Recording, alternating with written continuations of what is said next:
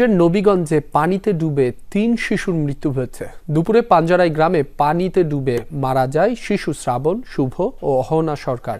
তারা তিনজনই চাচাতো ফুফাতো ভাই বোন। স্বজনরা জানায় তারা এই গ্রামে এক আত্মীয়ের বাড়িতে বেড়াতে এসেছিলেন। দুপুরে আঙিনায় খেলাধুলা করছিল শিশুরা।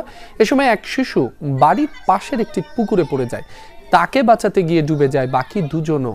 প্রথমে বিষয়টি কেউ টের পাননি, পরে শিশু অহনার নিথর দেহ ভাসতে দেখে একে একে তিনজনকেই উদ্ধার করা হয়। উপজেলা স্বাস্থ্য কমপ্লেক্সে নেওয়া হলে চিকিৎসক তাদের মৃত ঘোষণা করেন।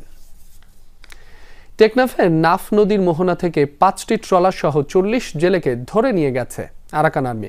স্থানীয় জেলেদের দাবি, বুধবার সকাল থেকে দুপুর পর্যন্ত সেন্ট মার্টিন দ্বীপের কাছে দক্ষিণ পূর্ব সাগরে মাছ ধরছিল বাংলাদেশে 20 থেকে 30টি ট্রলার।